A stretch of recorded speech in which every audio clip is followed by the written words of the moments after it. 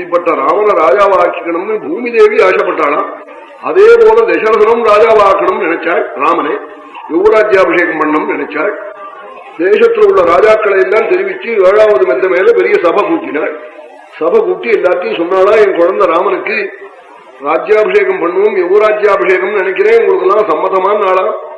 எல்லாரும் ஆரவாரம் பண்ணி, நாங்கள் எத்தனை நாளாக எதிர்பார்த்த பாக்கியம் தெரியுமா இது?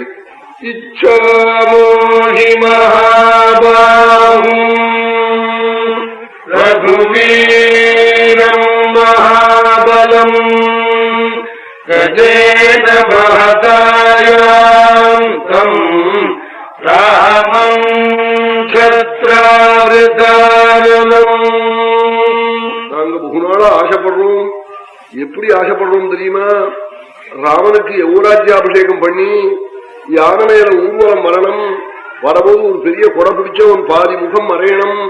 ராமம் சத்ராவிரதானம், பாதி முகம் மறையணும். நாளா ஏன் நாள் திருஷ்டி வந்து விடுமா? முழு முகத்தையும், நீலோத்பல தலம் போன்ற அவனுடைய நேற்றத்தையும், அந்த நெத்தியில் உள்ள திலகத்தையும், கருத்த கேசத்தையும், ரத்ன கிரீட்டத்தையும், மகர குண்டலம், மந்தஹாசம், உன்னத நாசிகே, திவ்ய தந்தம், இத பார்த்தா திருஷ்டி வந்து விடுமா?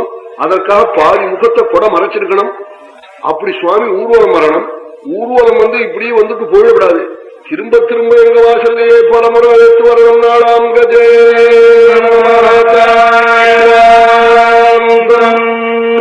மகதா யாந்தம், பெரிய யானையின் மீது போகணும். மறுபடியும் திரும்ப கஜேன மகதா ஆயாந்தம், திரும்பியும் வரணும். யாந்தம் ஆயாந்தம் 2 விதமாக எங்க பதம் பிரிக்கலாம்.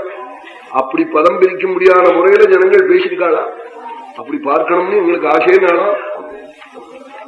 கேட்டு ராஜா, நான் ராஜ்யமாண்டத்துல ஏதாவது குறைவா இருந்ததா? ஏன் இவ்வளவு ராமம் ராஜ்யபாரம் பண்ண போறான்ங்கிற போது உங்களுக்கு உற்சாகம் இருக்கே, என்னன்னு காட்டாளா? அதுல ராமனுடைய கல்யாண குணகணங்கள் எங்களை இது மாதிரி பேச முடியா பண்றதுன்னாள்.